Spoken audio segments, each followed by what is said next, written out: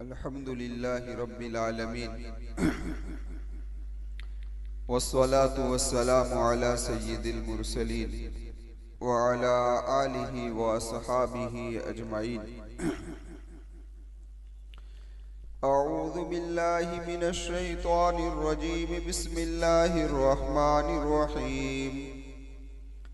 वअब्दुल्लाह वला तुशरिकू बिही शैअन वबिल वालिदैनि इहसानन वबिदिल क़ुरबा वल यतामा वल मसाकीन वल जारि ज़िल क़ुरबा वल जारिल जुनुबि वस्साहिबि बिल जंबि वब्निस सबील वमा मलकत अयमानुकुम इन्नल्लाह ला युहिब्बु मन कान मुख्तालन फ़ख़ूरा।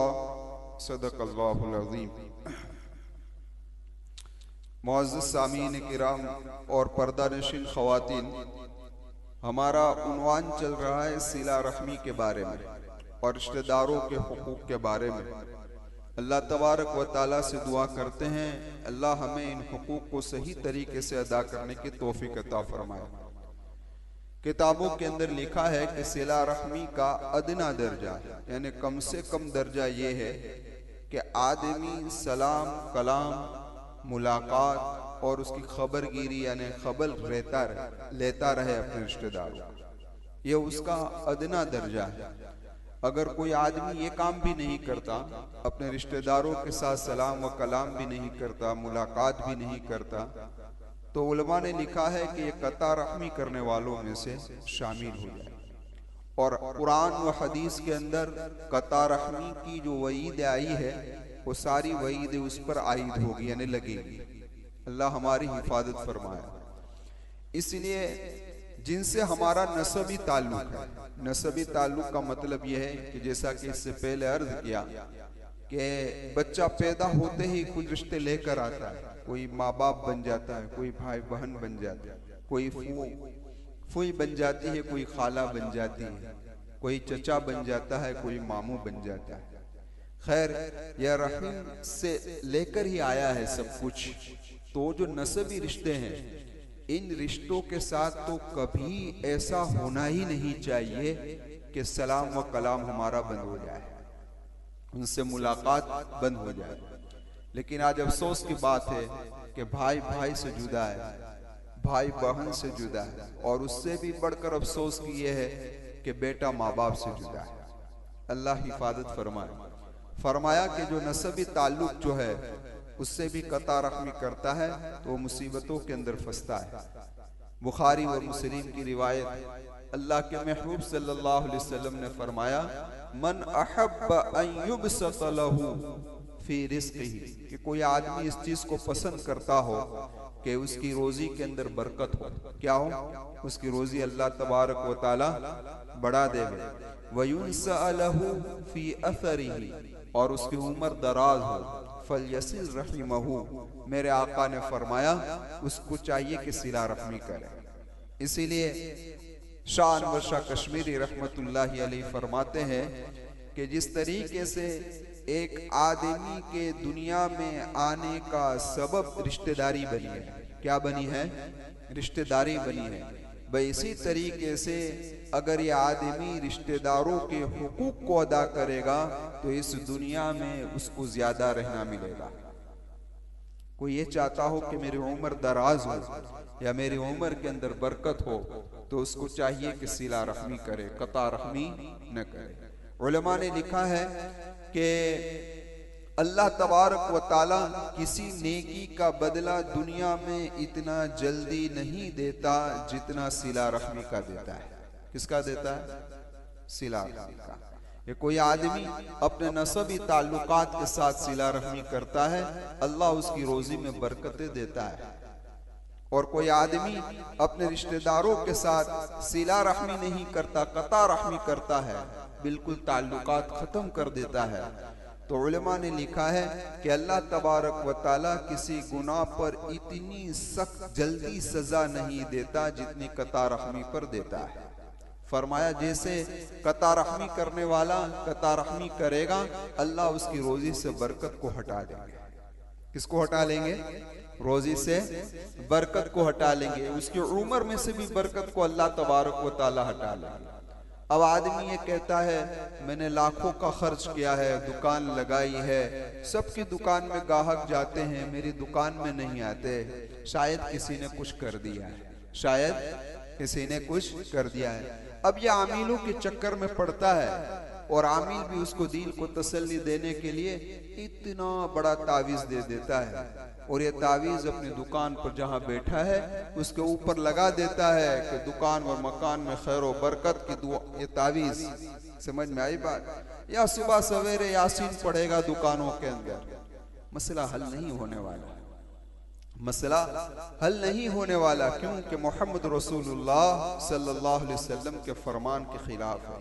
अल्लाह के महबूब ने फरमाया है कता रहमी से रोजियों से बरकत उठेगी, समझ में आई बात? औ कमा क़ाल नबी सल्लल्लाहु अलैहि वसल्लम, और सिला रहमी से रोजियों में बरकत आएगी। तो ये रास्ता था, वो रास्ता उसने बंद कर दिया है। अब दुनिया के चक्कर में आकर, दुनिया के आमिलों के चक्कर में आकर कहीं और रास्ते को निकालेगा, उस रास्ते से कभी कामयाबी मिलने वाली नहीं है। और ये तजर्बा करके आप देखो आपका जिनसे नसबी ताल्लुक है उनके साथ आप सिला रहमी करके देखो अल्लाह रोजी में कैसे बरकत देता है। उलमा ने लिखा है वयुनसलहु फी असरिही का एक मतलब उलमा ने ये भी लिखा है, क्या लिखा है कि उम्र का बढ़ जाना, हो सकता है अल्लाह उम्र बढ़ा दे, लेकिन हो सकता है कि वो दुनिया से जल्दी भी चला जाए, लेकिन अल्लाह तबारक व तआला उसकी याद छोड़ देंगे। उसकी याद कैसी छोड़ेंगे कि रहती दुनिया याद करती रहे। आज देखो कई लोग हैं जो इस दुनिया से चले गए हैं, लेकिन लोग उसको भूले नहीं है, अभी तक भी उसको याद कर रहे हैं, उनके निशानात अभी भी बाकी है, बार बार उनके तस्कीरे हो रहे हैं, मजलिसों में हो रहे हैं, कहीं कहीं हो रहे हैं। क्यों हो रहे हैं? खैर उनका कोई अमल होगा कि जिसके बिना पर अल्लाह तबारक व ताला ने उनके जिक्र खैर को बाकी रखा है। अल्लाह से दुआ करते हैं अल्लाह हमारे जिक्र खैर को भी बाकी रखे। हम सब का जनाजा उठने वाला, हम सब इस दुनिया से जाने वाले, कुछ ऐसा अमल कर जाए कि दुनिया कुछ याद भी तो रखे कि एक था कोई अनाड़ी कि जो काम करके चला गया है। अल्लाह तबारक व ताला मुझे भी कबूल कर ले, आप लोगों को भी कबूल कर ले। खैर मैं अर्ज कर रहा था, लेकिन आज हमारा जो मुआशरा है और हमारा जो समाज है वो इस लाइन पर जा रहा है और ये उसको एक शिकायत है। वो शिकायत क्या है कि मैं अपने रिश्तेदारों के साथ अच्छा सुलूक करता हूं, लेकिन ये लोग मेरे साथ अच्छा सुलूक करते, ये आज हमारा शिकवा है। कोई उसको समझाने भी जाएगा भाई अपने भाई के साथ, अपनी बहन के साथ तू अच्छा ताल्लुक रख, तो वो ये कहेगा कि यार मैं तो करता हूं लेकिन वो मेरी तरफ तवज्जो देते नहीं है, वो मेरे हक को अदा करते नहीं है, तो मैं क्यों उसके हक को अदा करूं, है ना भाई? वो मेरा हक अदा नहीं करता तो मैं क्यों उसका हक अदा करूं। याद रख लीजिए कयामत के मैदान में अल्लाह तबारक व ताला के सामने ये बहाना नहीं चलेगा, ये बहाना नहीं चलेगा कि अल्लाह उसने मेरा हक अदा नहीं किया इसलिए मैंने उसका हक अदा नहीं किया। ये कयामत के मैदान में ये मेरी और आपकी पिपोड़ी बजने वाली नहीं है। वहां तो अल्लाह यही कहेगा हमने कहा था हक अदा करो, तुमने किया या नहीं किया, बस उसने किया या न किया उसको छोड़ो, तुमने किया या, समझ में आई बात? तो अगर आप जरा देखें कि अगर यही तरीका और यही तर्ज अमल हमारा है कि वो मेरे साथ अच्छा सुलूक करे तो मैं उसके साथ अच्छा सुलूक करूं, तो ये तो एक काफिर के साथ भी होता है। कोई काफिर भी जब हमसे अच्छा सुलूक करता है तो हम उसके साथ क्या करते हैं भाई? अच्छा सुलूक करते हैं। कोई पराया भी अच्छा सुलूक करता है तो हम उसके साथ अच्छा सुलूक करते हैं। तो फिर रिश्तेदारी का हक कहाँ गया? तो रिश्तेदारी का हक कहाँ गया? रिश्तेदारी का तो हक ही यही है कि वो तुम्हारे साथ बदसलूकी करे, तुम उनके साथ अच्छा सुलूक करो, ये रिश्तेदारी का हक है। इसीलिए आकाए मक्की व मदनी मोहम्मद रसूलुल्लाह सल्लल्लाहु अलैहि वसल्लम ने फरमाया लैसल वासिलु कल मुकाफी, हाँ वो अच्छा सुलूक करे मैं अच्छा सुलूक करूं तो ये कोई सिला रहमी करने वाला नहीं है। वलाकिन्नल वासिल अल्लज़ी इज़ा कुतियत रहिमुहु वसलहा, बल्कि मेरे महबूब ने फरमाया सिला रहमी करने वाला तो वो है कि सामने वाला अच्छा सुलूक नहीं कर रहा है और ये अच्छा सुलूक, ये क्या है भाई? सिला रहमी करने वाला। और आपने ये मिसल सुनी होगी कि क्या कहते हैं कि बर्तन के अंदर जो होता है वही टिपकता है। कुल्लु इनाइन यतरश्शहु बिमा फीही, कि बर्तन से वही टपकता है जो बर्तन में होता है। हमारे दीन के अंदर अगर खैर होगी तो हमारे से खैर वजूद में आएगी। हमारे अंदर शुरूर भरे हुए होंगे तो ये शुरूर क्या आएंगे? बाहर आएंगे। इसीलिए हारून रशीद के जमाने के अंदर एक बादल निकला, तो हारून रशीद बादशाह वक्त है, वो बादल को मुखातब बनाकर कहता है, हारून रशीद ने कहा बादल को मुखातब करके, बादल तू कहीं भी जा और जहां भी बरसेगा ना, और उस बरसने पर जो खेती होगी, इस खेती का खिराज यानी उसका टैक्स मेरे पास ही आएगा। यानी कहने का मकसद ये था कि हारून रशीद की इतनी ऊंची सल्तनत, इतनी बड़ी सल्तनत थी। यहया इब्न अक्सम वक्त के ताबी है, वो हारून रशीद के मेहमान बने और एक रात वहां पर ठहरे। एक रात ठहरे। रात को क्या वाकया पेश आया? रात को वाकया ये पेश आया कि हारून रशीद ने रात के वक्त अपने गुलाम से कहा कि पानी पिलाओ। क्या कहा? पानी पिलाओ। गुलाम ने क्या कहा? गुलाम ने एक जुमला कहा, दिन में भी चैन नहीं लेने देते और रात में भी सोने नहीं देते। और खड़ा हुआ नहीं, वो पानी भरने के लिए गया नहीं, हारून रशीद खुद खड़े हुए और पानी पी लिए। तो यहया इब्न अक्सम तो ताबी है, उन्होंने कहा बादशाह वक्त को कि आपने इस गुलाम की इतने बदतमीजी वाले अल्फाज पर और आपका काम नहीं किया, फिर भी आप गुस्से नहीं हुए, बड़े ताज्जुब की बात है। तो हारून रशीद ने क्या कहा कि मैं उस अपने अखलाक को बिगाड़ कर उसके अखलाक को संवारना नहीं चाहता। ये उसके अखलाक थे जो उसने मेरे साथ किए, मैं अपने अखलाक को बिगाड़ना चाहता। तो कोई तुम्हारे साथ बुरा सुलूक करे तो मैं भी उसके साथ बुरा सुलूक करूं, ये इस्लाम की तालीम नहीं है, इस्लाम की तालीम नहीं है। आकाए मक्की व मदनी मोहम्मद रसूलुल्लाह सल्लल्लाहु अलैहि वसल्लम की हदीस है, गालिबन ये रिवायत मुस्लिम शरीफ में है। एक शख्स नबी करीम सल्लल्लाहु अलैहि वसल्लम की खिदमत में हाजिर हुआ और उसने अर्ज़ किया, अल्लाह के महबूब सल्लल्लाहु अलैहि वसल्लम मेरे रिश्तेदार है, मैं उनके हुकूक को अदा करता हूँ लेकिन वो मेरे हक अदा नहीं करते। मैं उनके साथ अच्छा सुलूक करता हूँ लेकिन वो मेरे साथ अच्छा सुलूक करते नहीं हैं। और मैं उनकी जानिब से पहुंचने वाली तकलीफों को बर्दाश्त करता हूँ लेकिन वो लोग मेरे साथ जहालत के साथ पेश आ रहे हैं। तो अल्लाह के महबूब सल्लल्लाहु अलैहि वसल्लम ने क्या ही बेहतरीन जुमला कहा। मेरे महबूब ने फरमाया, वाक़े ऐसा है जैसा तू कह रहा है। क्या कहा? वाक़े ऐसा है जैसा तू कह रहा है। तो गोया तू अपने इस अमल के जरिए से उसके मुंह के अंदर गरम राख डाल रहा है। क्या डाल रहा है? गरम राख। फिर अल्लाह के महबूब ने फरमाया, जब तक ये तेरा तर्ज अमल रहेगा वहां तक अल्लाह का एक फरिश्ता तेरी मदद करता रहेगा। अल्लाह का एक फरिश्ता तेरी मदद करता रहेगा।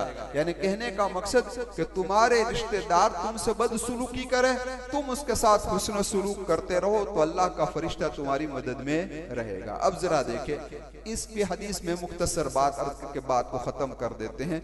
बात यह है कि अल्लाह के महबूब ने यह फरमाया, वाक़े ऐसा है जैसा तू कह रहा है। इससे पता यह चला कि कभी इंसान ये ऐसा समझता है कि मैं हक पर हूं। हर आदमी अपने आप को आज हक पर समझ रहा है कि मैं हक पर, मैं नहीं हूं क्या, मैं नहीं हूं क्या। हर जगह पर आप देखो मैं होता है, हा? कभी आदमी अपनी गलती को तो कबूल करने के लिए तैयार ही नहीं। तो यहाँ भी ऐसा अल्लाह के महबूब ने समझाना चाहा कि वाक़ई ऐसा है जैसा तू कह रहा है। वरना हो सकता है कि तू अपने एतबार से अपने आप को ये समझ रहा हो कि मैं हक अदा कर रहा हूं और हकीकत ऐसी हो नहीं। इसीलिए उलमा ने लिखा है कि कभी ऐसा नहीं करना चाहिए, कभी ऐसा नहीं कहना चाहिए कि मैं ये कर रहा हूं, मैं ये कर रहा हूं, वो नहीं कर। बल्कि जो भी मामला हो तो आप तीसरे आदमी के पास ये बात निकल करके मैंने यूं यूं किया, उसने यूं यूं किया, समझ में आई बात? मैंने यूं यूं किया, उसने यूं यूं किया, और तीसरे के हवाले कर दो तो पता चलेगा कि हक पर कौन है, वरना तो सामने वाला भी यही कहेगा कि मैंने यूं किया, मैंने यूं किया, तो मसला हल होगा नहीं। तो नबी करीम सल्लल्लाहु अलैहि वसल्लम ने फरमाया कि वाकई ऐसा है तो क्या होगा, तो कि तू उसके मुंह के अंदर गरम राख डाल रहा है, गोया के उसका मतलब यह है कि आदमी सौंफ जो होती है, इसको कहते हैं कि मुखवास, मुखवास भी अगर कोई मुंह में डाल दे तो फौरन निगल नहीं सकता। निगल जाते हो आप लोग? नहीं निगल सकते। तो ये तो राख जो खाने की चीज नहीं है, और दूसरी गरम राख, तो ये तो और ज्यादा मुश्किल है। तो अल्लाह के महबूब फरमा रहे तू ये अमल कर रहा है। फिर क्या फरमाया? फिर फरमाया कि फरिश्ता तेरी मदद करता रहेगा अगर तेरा यह अमल रहा तो। हजरत अबू दाऊद शरीफ की रिवायत है, हजरत अबू बकर सिद्दीक रज़ियल्लाहु ताला अन्हु को एक आदमी बहुत बुरा भला कह रहा है, तो हजरत अबू बकर खामोश सुन रहे थे, खामोश सुन रहे थे। अल्लाह के महबूब हजरत अबू बकर के चेहरे को, रज़ियल्लाहु ताला अन्हु के चेहरे को देख रहे थे। अब उसने हद पार कर दिया, ना बहुत ही ज्यादा बोलने लगा। तो हजरत अबू बकर सिद्दीक ने भी जवाब दिया। जैसा हजरत अबू बकर ने जवाब दिया, नबी करीम सल्लल्लाहु अलैहि वसल्लम ने अपना चेहरा फेर लिया। अल्लाह के महबूब ने अपना चेहरा क्या कर लिया भाई? फेर लिया। अब जैसा चेहरा फेरा तो हजरत अबू बकर सिद्दीक समझ गए। तो हजरत अबू बकर रज़ियल्लाहु ताला अन्हु ने फरमाया, अल्लाह के महबूब क्या बात है, क्या बात है? तो अल्लाह के महबूब ने फरमाया, जब तक तू खामोश था वहां तक मैं देख रहा था कि एक फरिश्ता तेरे मुकाबले में उसको जवाब दे रहा था, यानी तेरी जानिब से उसको जवाब दे रहा था। लेकिन जब तूने बोलना शुरू किया तो फरिश्ता वहां से चला गया। तो मैंने भी अपने रुख को क्या कर लिया भाई? तो पता ये चलता है कि सामने वाला बोले ये खामोश रहे अल्लाह की। और उसको एक मिसाल के जरिए से भी आप समझ सकते हो। आपके दो लड़के हैं, आपके दो एक लड़का दूसरे लड़के पर ज्यादती कर रहा है। क्या कर रहा है? ज्यादती कर रहा है, उसको बोल रहा है एक, तो थोड़ी देर तो आप देखेंगे, फौरन नहीं करेंगे आप, थोड़ी देर आप देखेंगे। उसके बाद अगर आपने देखा कि अब ये बहुत ज्यादती कर रहा है तो आप उसकी मदद के अंदर आ जाएंगे। आएंगे कि नहीं आएंगे? ठीक है, वो आप खुद भी आ जाएंगे। और अगर दोनों आमने सामने सटासटी बुला रहे हैं तो फिर आप तवज्जो देंगे नहीं कि अब दोनों लड़ लेंगे। आप समझ में आई बात? तो यहां भी अगर दोनों बिसड़ गए यानी तो फिर फरिश्ता भी क्या हो जाता है? चला जाता है। लेकिन एक खामोश रहता है और एक बोलता रहता है, तो ये उसकी मदद के अंदर आते हैं। अब मदद में कैसे आएंगे, क्या होगा? तो क्या फरमाया, मदद इस तरीके से होगी कि वो शर्मिंदा होगा। वो क्या होगा? वो शर्मिंदा होगा, वो पछताएगा और आपके पास आएगा और कहेगा कि मैंने गलत कर दिया, मुझे माफ कर दो। देखो आप तजर्बा करके देख लो, तजर्बा, खामोश रहो, कितने फैसले होते हैं। इंशाअल्लाह सामने वाले के दिल के अंदर बेचैनी हो जाएगी और समझ जाएगा कि भाई मैंने गलत काम किया और माफी मांगने के लिए आए। तो बात का खुलासा है कलाम यह है कि अल्लाह तबारक व ताला का हुक्म है, उस हुक्म को समझकर हमें अपने रिश्तेदारों के साथ क्या करना है? हुस्न सुलूक करना है। ये भी अजीब है, शरीयत इस्लाम की तालीम देखिए। शरीयत इस्लाम ने हर मौके पर यही कहा कि हक अदा करो। माँ बाप को ये कहा कि औलाद के हक अदा करो, औलाद को ये कहा कि माँ बाप के हक अदा करो, शोहर को कहा कि बीवी के हक अदा करो, बीवी को कहा कि शोहर के हक अदा करो। सबको हक अदा कराने का ही हुक्म दिया है। शरीयत ने कहीं हुक्म ये नहीं दिया माँ बाप को कि औलाद से अपना हक लो, औलाद को ये भी नहीं कहा कि अपने माँ बाप से अपना हक लो। कहा लेने वाली बात थी दो, क्या कौन सी बात है? देने वाली बात है। तो हर आदमी उस पर अमल करेगा तो इंशाअल्लाह हर एक के हक क्या हो जाएंगे भाई? अदा हो जाएंगे। इसीलिए हजरत अक़दस मुफ्ती अहमद साहब खानपुरी ज़ीदा मजदूहू ने अजीब बात बयान फरमाई कि आज दुनिया के अंदर ऐसी अंजुमने तो बहुत है कि जहां हक मांगे जाते हैं। तहफ़्फ़ुज़े हुकूक़े निस्वां, अंजुमने तहफ़्फ़ुज़े हुकूक़े निस्वां, क्या औरतों के हक यहाँ दिलवाए जाते हैं। आज दुनिया के अंदर ऐसी अंजुमने बहुत है कि जहाँ हक मांगे जाते हैं। दुनिया में ऐसी कोई अंजुमन नहीं है कि जहाँ हक दिलवाए। देने की बात आती हो, कहाँ बात आती हो, देने की। ऐसी कोई अंजुमन नहीं है। तो मेरे आपसे गुजारिश है, और मैं अपनी रात को भी मुखातब बनाकर कहता हूँ कि बस हमें अल्लाह का हुक्म समझकर करना है कि रिश्तेदार मेरे साथ चाहे इतनी बदसलूकी करे, मैं उसके साथ क्या करूंगा, हुस्न सुलूक करूंगा। तो उसका बदला कौन देगा? अल्लाह देगा। और मुझे यहाँ तो बदला लेना नहीं है, मुझे कहाँ लेना है? आखिरत के अंदर लेना है। इसीलिए एक बादशाह हो, और बादशाह अगर आपको किसी काम के लिए भेजे कि ये काम करते आओ, हम आपको उस पर बदला देंगे। आप उस काम करने के लिए गए और बीच में से उसका चपरासी मिल गया और आपको कुछ रकम दे दी, तो आप ले लोगे? नहीं लोगे, क्योंकि आपको बादशाह ने कहा है कि मैं दूंगा, और आपको उम्मीद है कि बादशाह अपनी शान के मुताबिक देगा।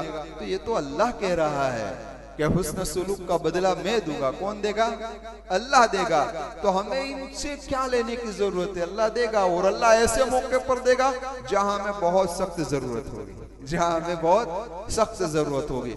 इसलिए हम अपने रिश्तेदारों के साथ हुस्न सुलूक से पेश आए। तो खैर, इस आयत करीमा में सबसे पहले अल्लाह का हक बयान हुआ, उसके बाद वालिदैन के हुकूक बयान हुए, और उसके बाद रिश्तेदारों के हुकूक बयान हुए। अब उसके बाद यतामा और मसाकीन के हुकूक सूरत की इब्तिदा के अंदर आ गए हैं, तो इंशाअल्लाह उस पर कलाम नहीं होगा।